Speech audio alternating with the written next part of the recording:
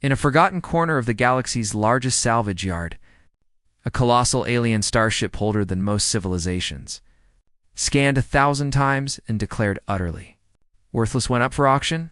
No. One bid, not at 5,000 credits, not at one, until a lone human raised his hand and claimed it for a single credit. They laughed as he towed the floating tomb away. They stopped laughing when it rose from the dead and changed everything forever. The derelict hung in the salvage yard like a forgotten relic, its once gleaming hull dulled by centuries of dust and radiation scars. The auctioneer, a four-armed Graskian with a perpetual scowl, waved a datapad at the sparse crowd of bidders. Lot 47B. Unknown origin, pre-collapse era. No power readings, no identifiable drive signature, no weapons ports detected. Structural integrity, marginal. Starting bid, 5,000 credits.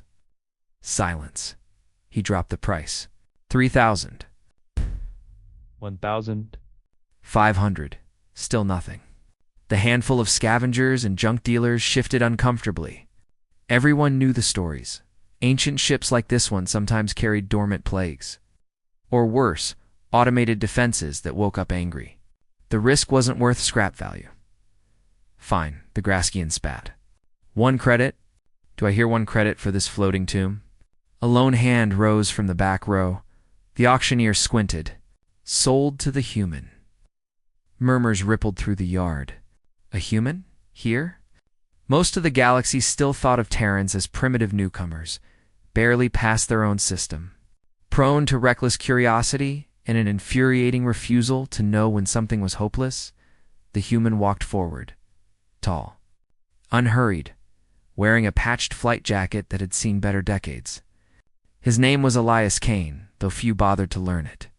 He transferred the single credit without ceremony, accepted the digital title, and that was that. The alien ship designation, unknown. Registry long erased, was his. For weeks. The yard workers watched in bemused pity as Kane towed the hulk to the far edge of the field, away from the cutters and smelters. He set up a portable habitat dome, ran a power line from a rented generator, and disappeared inside the dead vessel day after day.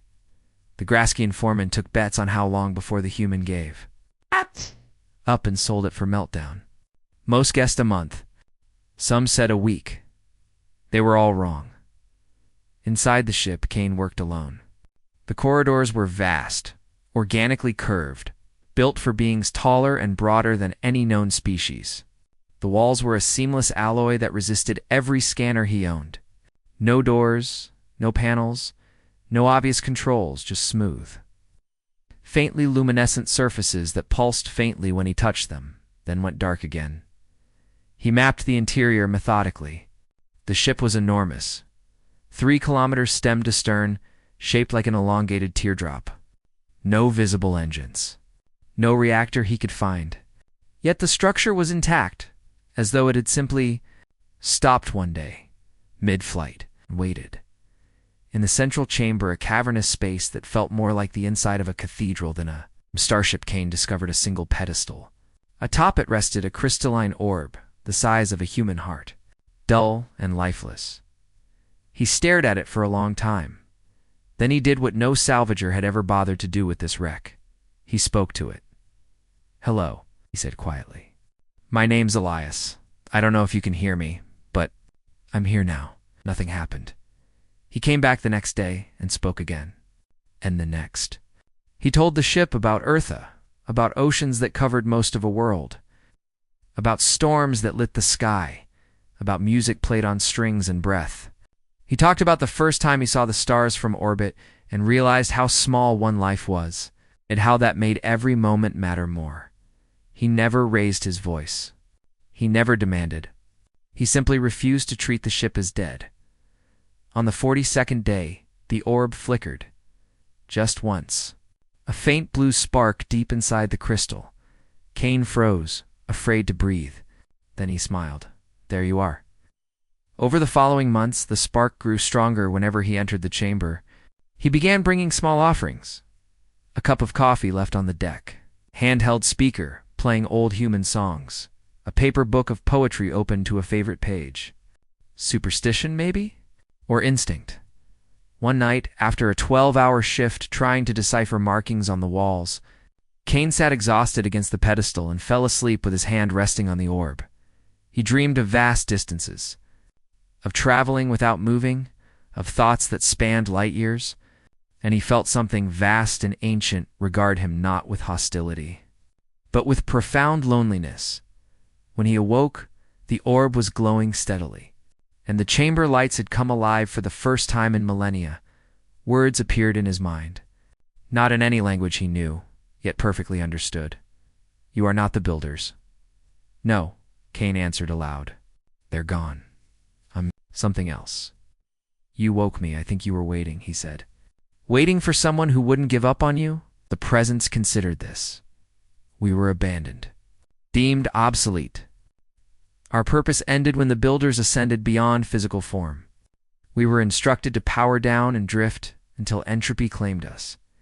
Kane felt a pang of sorrow that wasn't entirely his own. That's a hell of a way to treat something that served faithfully. "You would. Use me, if you'll let me. Not as a servant.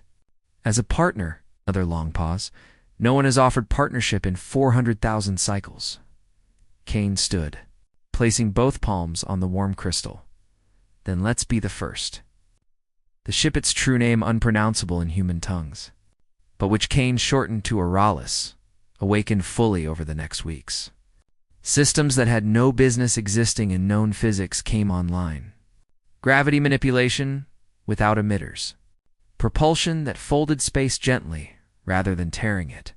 Sensors that read emotion as easily as mass, and defenses. Oh, the defenses the useless derelict had never revealed 2 hostile scans. Word eventually spread. A human had bought the galaxy's most infamous white elephant for 1 credit. And now that same ship was leaving the salvage yard under its own power, sleek and radiant, dwarfing the tugs that once dragged it.